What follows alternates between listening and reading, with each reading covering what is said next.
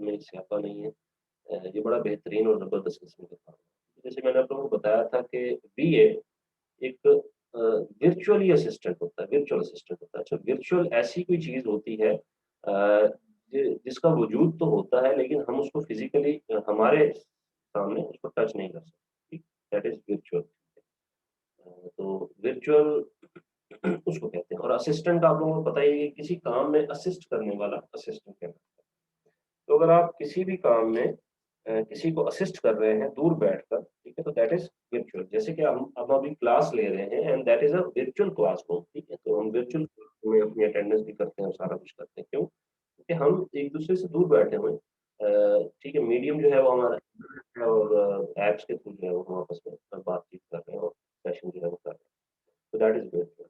इस हिसाब से virtual assistant Amazon virtual assistant वो हुआ जो कि अमेज़न का जो स्टोर है, अमेज़न में जो काम वगैरह जो भी चीज़ें हैं, उसके लिए वो किसी को एज़ ए असिस्टेंट जो है वो उसके लिए काम करे, सिंपल। तो इसको हम मज़ीद देख लेते हैं इन अमेज़न टर्म्स, अमेज़न के टर्म्स के हिसाब से अ वर्चुअल असिस्टेंट और VA is someone who works remotely in your Amazon. Simple सी बात है कि अमेज़न के टर्म्स के हिसाब से वर्चुअल असिस्टेंट या वीए ऐसा शख्स है, ठीक है, जो रिमोटली काम करता है आपके अमेज़न बिज़नेस में। अब रिमोटली का मकसद क्या है? देखें, अब रिमोट कैसे काम करता है कि हम दूर बैठे हुए हैं और हमने अगर टीवी चैनल चेंज करना है, या वॉल्यूम बढ़ाना है या कम करना है, तो हम एक बटन दबाते हैं और वो काम करने लग जाता है।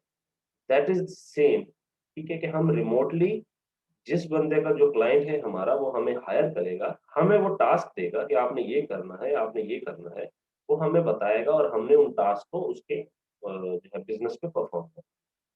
They can either be employed full time, part time और ऑन अ कैजुअल पर टास्क बेसिस, ठीक है? कि जो वीएज़ हैं वो फुल टाइम भी हायर किए जाते हैं कि वो मतलब मंथली बेस पे उनको सैलरी दी जाती है। पार्ट टाइम भी हायर किए जाते हैं, ठीक है? पार्ट टाइम हायर ऐसे किए जाते हैं कि एक उन्होंने कह दिया कि जी हम आपको दिन में 3 घंटे या 4 घंटे जो है वो हम आपका टाइम लेंगे और आप पर आवर के हिसाब से उनसे पैसे जो है वो लेते हैं। फिर आ जाता है third task base. Task base ये है कि उन्होंने आपको एक काम दे दिया कि आप मुझे एक प्रोडक्ट जो है वो ढूँढ के दे दें और आप उनके साथ बात कर लेते हैं, जी आपका ये एक टास्क है प्रोडक्ट रिसर्च का, ठीक है? तो मैं आपसे ये $100 या $50 या $150 जो है वो इस टास्क पे आपसे लूँगा। ठीक है? तो ये आपने उनसे तय कर लिया। तो 3 किस्म के हैं, एक फुल टाइम होता है, एक पार्ट टाइम होता है, एक टास्क बेस्ड काम होता है, ठीक है? There are many tasks a VA can do. Virtual assistant के लिए बहुत सारे ऐसे टास्क होते हैं जो उसने करने होते हैं, जो कर सकता है वो। From admin to content creation, administration, business की एडमिनिस्ट्रेशन, अकाउंट की एडमिनिस्ट्रेशन से लेकर कंटेंट की क्रिएशन तक, फिर प्रोडक्ट सोर्सिंग तक and whatever your creativity strategies to और जो-जो खासियतें आपके अंदर हैं, वो सारे टास्क आप कर सकते हैं, ठीक है? तो इसको हम मज़ीद देखें what does an Amazon virtual assistant do? एक अमेज़न वर्चुअल असिस्टेंट क्या करता है या वो क्या कर सकता है? एक ही बात है। An Amazon virtual assistant can take care of the mundane tasks in seller's business to free up their time to spend more productively. ठीक है? एक Amazon का जो virtual assistant है, वो ध्यान रखता है जो भी छोटे या बड़े टास्क होते हैं एक सेलर के बिजनेस में, ठीक है? एक रिटेलर है, एक होलसेलर है, एक सेलर है, उसके बिज़नेस में जो भी छोटे या बड़े टास्क होते हैं, वो उन पर काम करता है, free up their time to spend more productively ताकि जो सेलर है, उसका टाइम बच सके और वो मज़ीद अपने बिज़नेस पे काम कर सके और उसपे प्रोडक्टिवली स्पेंड कर सके time, simple. By getting a few tasks over, a virtual assistant can clear seller's agenda and seller can focus on scaling the business or just perhaps enjoy the freedom which allowed you to spend more time with family and friends. तो कुछ task जो है वो virtual assistant उससे ले लेता है और वो करता है जो उसके रिलेटेड होते हैं या जो सेलर ने उसको बताए गए होते हैं। इससे क्या होता है कि सेलर का जो एजेंडा होता है वो क्लियर हो जाता है। सेलर के पास एक अपना वक़्त मिल जाता है ताकि वो अपने बिज़नेस को बढ़ाने के लिए कोशा हो सके या वो ऑब्वियसली उसका जो अपना टाइम है वो अपनी फैमिली या किसी के साथ भी गुज़ार सके। तो ये उसकी अपनी मर्ज़ी है, ठीक है? तो यहाँ पे अगर आप लोगों को नज़र आ रहा होगा अमेज़न वर्चुअल असिस्टेंट यहाँ पे कुछ चीज़ें लिखी हैं जैसे कि अमेज़न एफडीए है, प्रोडक्ट लिस्टिंग है, कस्टमर सर्विस है, इन्वेंटरी मैनेजमेंट है, ऑर्डर मैनेजमेंट है, coupon and promotion creation and many more, ठीक है? इनको हम मज़ीद आगे जाकर भी स्टडी करेंगे।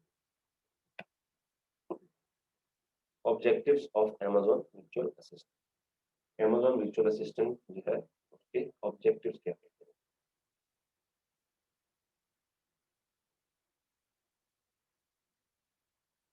Product hunting, product research. Basically इसका नाम वैसे प्रोडक्ट रिसर्च है।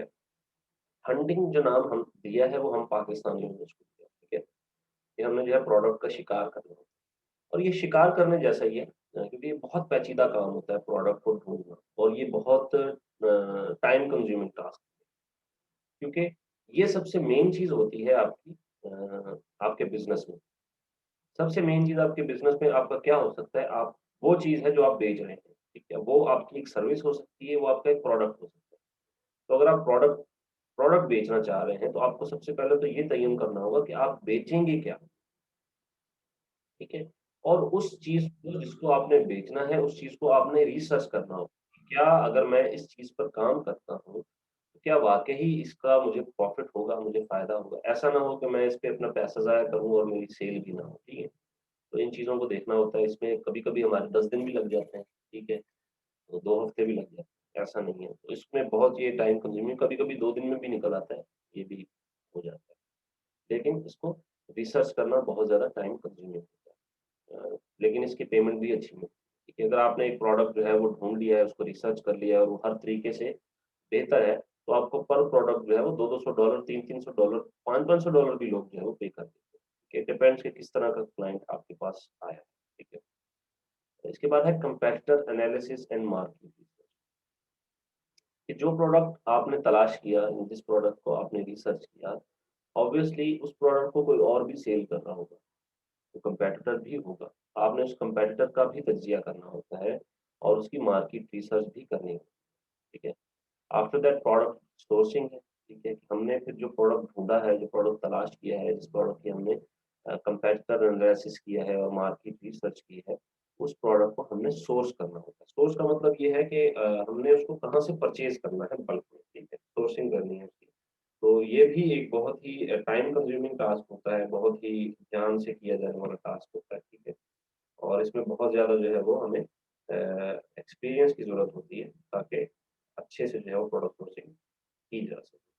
तो स्टार्ट में जो है वो प्रोडक्ट सोर्सिंग ऑब्वियसली आप किसी के साथ मिलकर करते हैं, आप ऐसा कोई शख्स ढूँढ लेते हैं जिसको प्रोडक्ट सोर्सिंग का अच्छा पता हो और फिर उसके साथ मिलकर या उसी को आप जो है वो टास्क दे देते हैं, ठीक है? उससे सीख लेते हैं कि ये काम कैसे होता है प्रोडक्ट सोर्सिंग।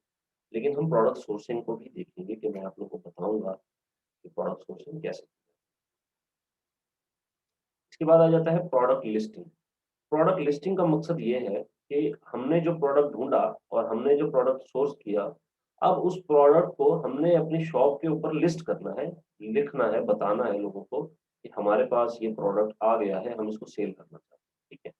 और उसमें ऑब्वियसली उसकी पिक्चर्स, उसकी वीडियोज़, उसकी डिटेल, उसकी डिस्क्रिप्शन, ठीक है? उसका साइज़, ये हर चीज़ उसमें मौजूद होती है। ये भी काफ़ी जो है वो लंबा-चौड़ा है, इसको भी हम देखेंगे। फिर आ जाता है मैनेजिंग ऑर्डर, कि आपके पास जो ऑर्डर्स आ रहे हैं, ठीक है? उनको मैनेज करना। ऑब्वियसली आपने जो प्रोडक्ट लिस्ट किया तो आपके पास ऑर्डर्स भी तो आएँगे ना, ठीक है? उन ऑर्डर्स को मैनेज करना। फिर है इन्वेंटरी मैनेजमेंट, कि आपके पास जो इन्वेंटरी मौजूद है, वो कम है, वो ज़्यादा है, उसमें कोई मसला है, कोई खराब है, क्वालिटी का इश्यू है, ठीक है? ये सारी चीज़ें इन्वेंटरी को मैनेजमेंट। बुक कीपिंग है, कि आपने अकाउंटिंग वगैरह और बुक कीपिंग का ध्यान रखना है, ठीक है? जो भी डॉक्यूमेंट्स वगैरह अमेज़न आपसे रिक्वायर करता है, वो आपने अपने पास सिक्योर रखने हैं, ठीक है? आपने डेली बेस का प्रॉफिट शीट और ये सारी चीज़ें, रिटर्न, रिफंड, इन सब सब चीज़ों का ध्यान रखना, ये भी एक बीए का टास्क हो सकता है। फिर आ जाता है लिस्टिंग ऑप्टिमाइज़ेशन, हमारी लिस्टिंग बनी हुई है, हम उसको मज़ीद बेहतर कर रहे हैं, ठीक है? इस चीज़ को हम ऑप्टिमाइज़ेशन कहते हैं। तो हम लिस्ट को ऑप्टिमाइज़ करना, इसको लिस्टिंग ऑप्टिमाइज़ेशन कहते हैं। ये कीवर्ड्स जो हैं ऐसे तलाश करना जो लोग ढूँढ रहे हैं, ठीक है? वक़्त के साथ-साथ लोगों का सर्च करने का जो तरीका है वो भी चेंज हो जाता है। या अगर वो किसी दौर में वो ये सर्च कर रहे थे कि हेडफ़ोन, ठीक है? वायर्ड हेडफ़ोन, तो अब वो हो सकता है ये सर्च कर रहे हों कि ये वायर्ड गेमिंग हेडफ़ोन, ठीक है? तो इस हिसाब से हमने फिर उसको ऑप्टिमाइज़ करना है। इसके बाद आ जाता है एडवर्टाइज़मेंट, ठीक है?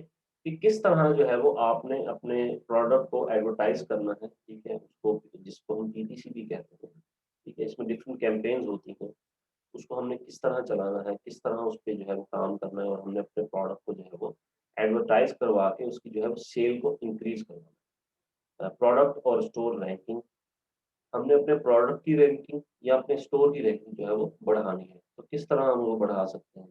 कस्टमर सपोर्ट है, ठीक है, कि आपके कस्टमर जो है वो आपसे मैसेज पे बात करते हैं, आपसे पूछते हैं, तो उनका जवाब ये भी एक बीए का टास्क है। अमेज़न का ट्रेडमार्क या ब्रांड रजिस्ट्री इसको कहा जाता है कि ब्रांड को रजिस्टर करवाना, इसकी कोई डॉक्यूमेंटेशन वगैरह ये सारी चीज़ें।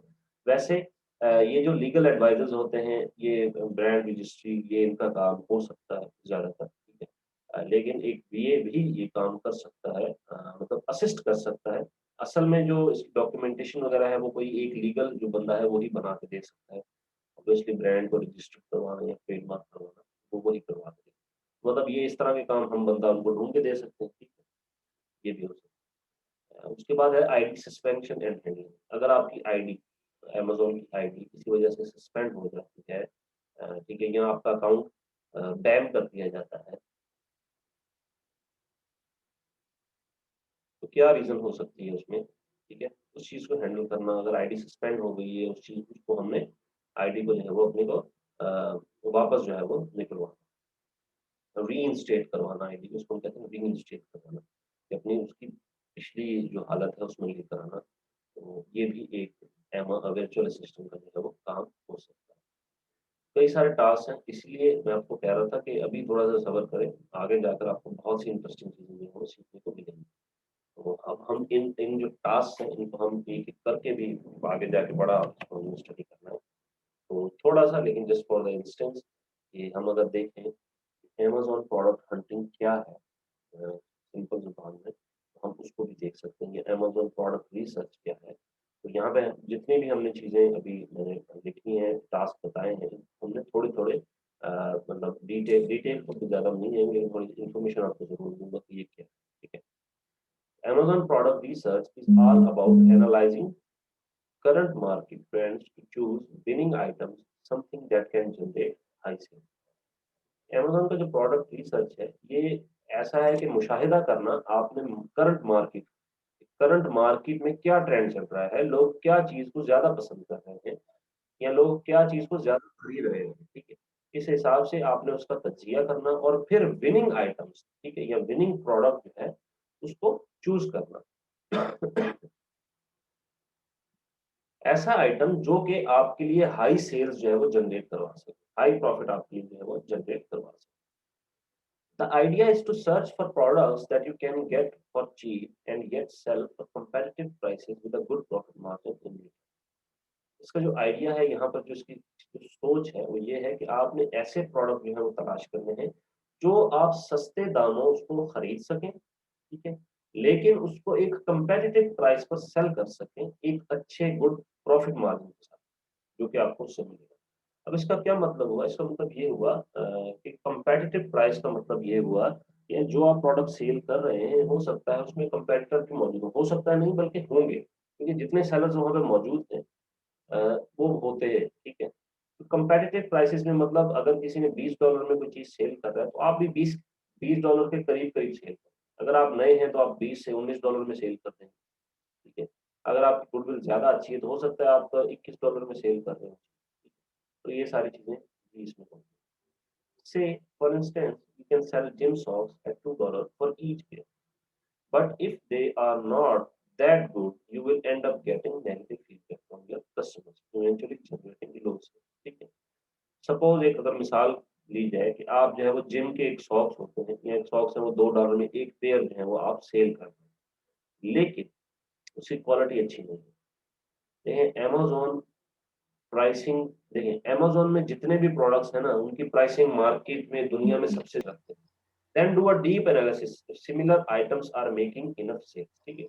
तो जिस आइटम को, जिस प्रोडक्ट को आप सेल करना चाहते हैं, जो बेस्ट सेलिंग प्रोडक्ट्स हैं, फिर हम उन पे क्या करते हैं, एक तज्ज़िया करते हैं। एक गहराई में जाके उस पे जो है वो रिसर्च करते हैं कि क्या इसके रिलेटेड कोई सिमिलर आइटम अवेलेबल है, ठीक है? देखिए अब एक एक ब्रांड हो सकता है, उसका कोई प्रोडक्ट हो सकता है बहुत ही हाई क्वालिटी का, ठीक है। तो हम ये देख सकते हैं कि उसके इर्द गिर्द कोई सिमिलर आइटम जो है वो हम उसको परचेज करके उसको सेल कर सकते हैं। ठीक है। सिमिलर आइटम जैसे कोई कॉपीज हो सकती हैं, ठीक है, कोई भी चीज हो सकती है। तो this step is imperative because you will never want to trade items that people are not even searching for. ये एक बहुत ही पेचीदा जो है वो अमल है। उसकी रीजन क्या है कि आप कभी भी ऐसी चीज नहीं बेचना चाहेंगे जो लोग खरीदना ही नहीं चाहते या जिसके लिए लोग ढूंढ ही नहीं रहे जिसको। ठीक है। ये तो ऑब्वियस सी बात है कि अगर आप एक चीज को खरीदना ही नहीं चाहते, ठीक है, तो आप जो है वो उसको सॉरी, अगर आप एक चीज ढूंढ ही नहीं रहे, अगर एक कस्टमर है वो आपको एक प्रोडक्ट ढूंढ ही नहीं रहा, वो उसको खरीदना ही नहीं चाहता, तो आप बेचेंगे क्यों? ठीक है। तो सिंपल सी बात यह है कि हमने वो चीज को ढूंढना है, हमने उस चीज पे रिसर्च करनी है जिसको लोग खरीदना चाहते हैं। ठीक है। और ये मार्केट ट्रेंड्स और ये सब चीजें हम ये भी सीखेंगे कि हम ये कैसे तलाश कर सकते हैं और इसका हमें कैसे फायदा हो सकता है। इसके बाद आ जाती है Amazon competitor एनालिसिस। ठीक है। Call it a blessing or a curse, the world is brimming with endless possibilities, where each product typically has hundreds of different sellers. ठीक है। अब ये एक अच्छी बात है या एक बुरी बात है, लेकिन जो दुनिया है उसमें एंडलेस पॉसिबिलिटीज हैं कि जिसमें एक अगर प्रोडक्ट भी मौजूद है तो उसमें सैकड़ों के हिसाब से जो है वो सेलर्स मौजूद है, और ये हकीकत है। आप ऐसा कोई प्रोडक्ट अमेज़न पर नहीं देखेंगे जिसमें डिफरेंट सेलर्स मौजूद ना हो। ठीक है। अगर आपका एक अपना ब्रांड भी है तो उसके रिलेटेड कोई और भी सेलर मौजूद होगा जिसका वो अपना ब्रांड होगा, उसको वो बेच रहा होगा, लेकिन वो सिमिलर प्रोडक्ट हो। ठीक है। हो सकता है साइज में डिफर हो सकता है, कलर में डिफर हो सकता है, लेकिन उसका काम वही होगा, सेम ही। ठीक है। तो and here's then the in depth competition comes in, और इसी वजह से क्या है कि हमें एक इन डेप्थ कंपटीशन जो है वो करना होता है।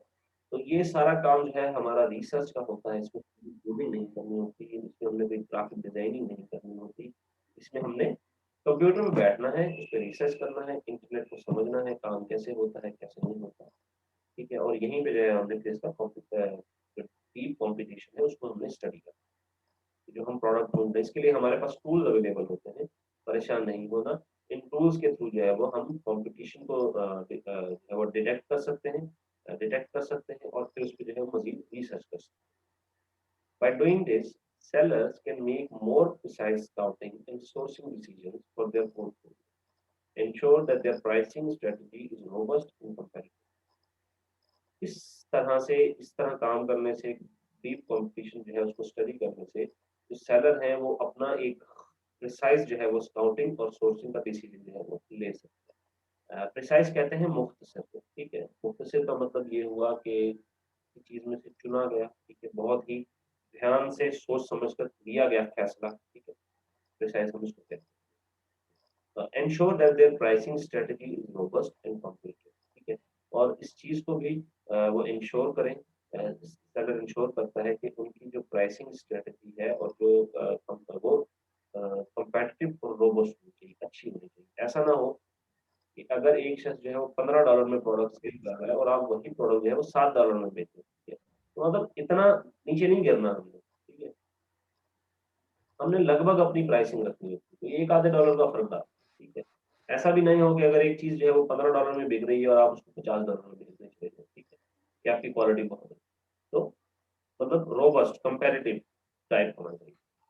ये चीजें भी हमने उसमें देखी हैं।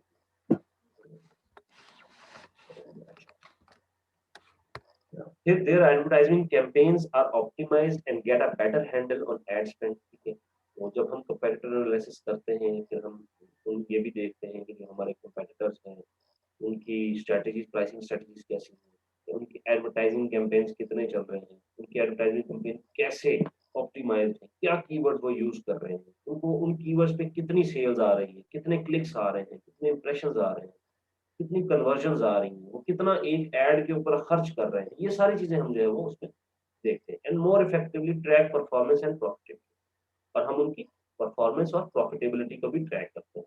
हम एक कंपेटिटर का एक जो है वो एवरेज प्रॉफिट भी निकालते हैं कि फलां बंदा एक चीज बेच रहा है और वो इतने आइटम जो है वो पर मंथ में बेच रहा है, तो उसका प्रॉफिट कितना होगा ये भी हम इसमें निकाल सकते हैं। But the question remains the same कि ऑब्वियसली ये सब चीजें हमने करनी है, लेकिन ये कैसे करनी है और कैसे वो मैं सीखूंगा।